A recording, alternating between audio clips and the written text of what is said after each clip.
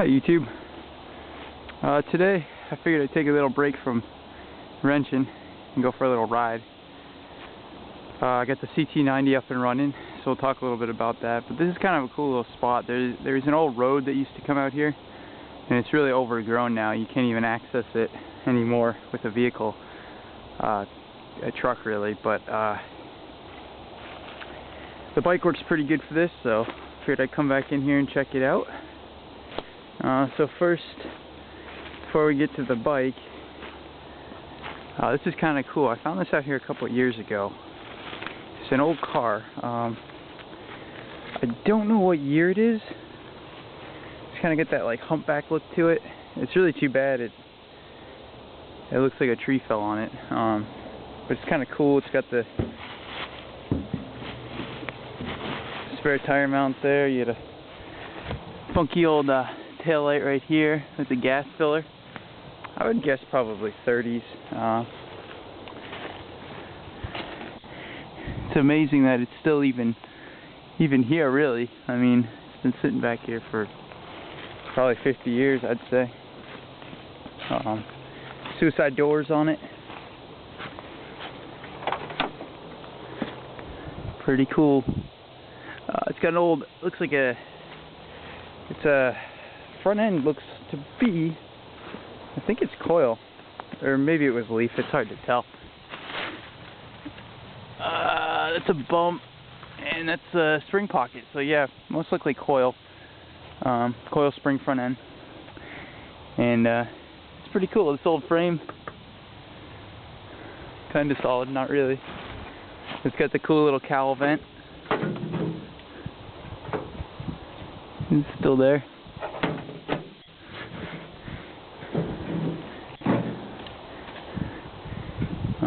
Let's see what else we could find here. Pretty well stripped out. This area used to all be farmland, so they used to kind of just, you know, when things died, they just dump them back here. I actually found an old 2-ton Model A truck with a 4-cylinder in it, and I took the axle, the front axle and stuff, and brought them out to my house with the ATV. But I wanted to get the engine block. I think it'd be a cool little thing to put like a planter in, you know. None of this stuff's worth restoring or anything like that, but it looks kind of cool. You just don't see it anymore. This looks to be a door. Oh yeah, she's falling apart. We'll pop that back up there. Oh, there we go.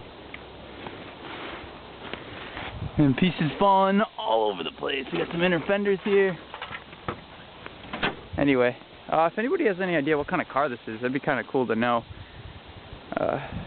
Nothing I've ever seen before, but that doesn't say a whole lot. Anyway, onto the bike. This is a '79 Honda Ct90. Picked this up out of Maine. Fairly good condition. It was running when I bought it, but man, I had to go through a lot of crap to get it to where it's reliable as it is now. I feel comfortable riding it out in the middle of nowhere. It's got a 90cc engine, and I lost my clutch cover. Fuck. 90cc engine.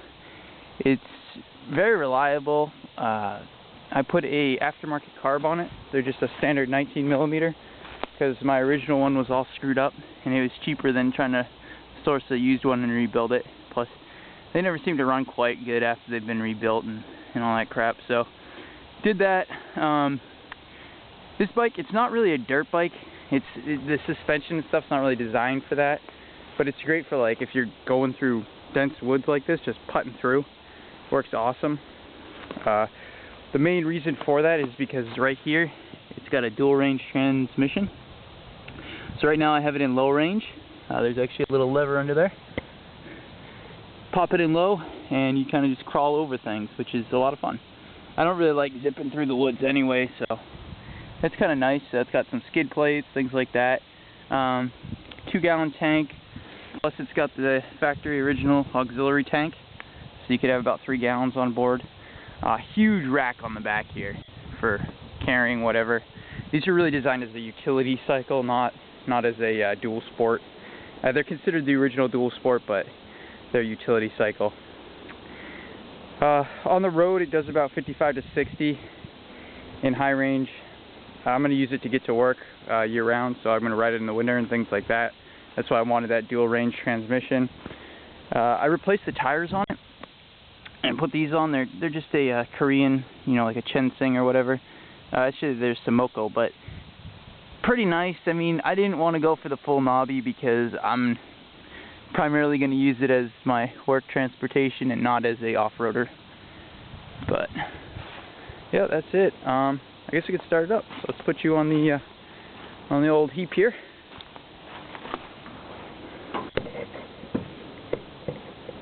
Ooh, kind of wobbly. Okay.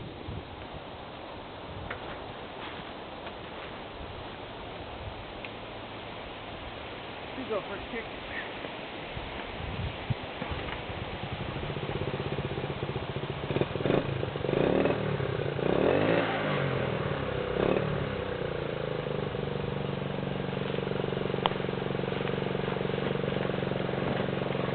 One thing I don't like about these bikes is they rely on a battery, so if you have a bad battery, you're freaking screwed.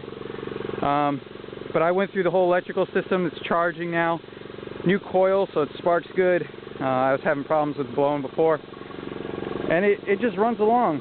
You can hear it's got a little chain tap. I already checked the valves, they're okay. I need to adjust the clutch probably too. But, you know, just a nice little beater. Gets me where I need to go and works pretty well. But these are pretty cool. If you get a chance to pick one up, I definitely suggest it. Great for behind an RV or behind a truck camper, because this right here, you can pop this and turn the handlebars sideways. And it only weighs about 200 pounds, so it's nice for bushwhacking through this crap, because if you do get stuck, you just pick it up.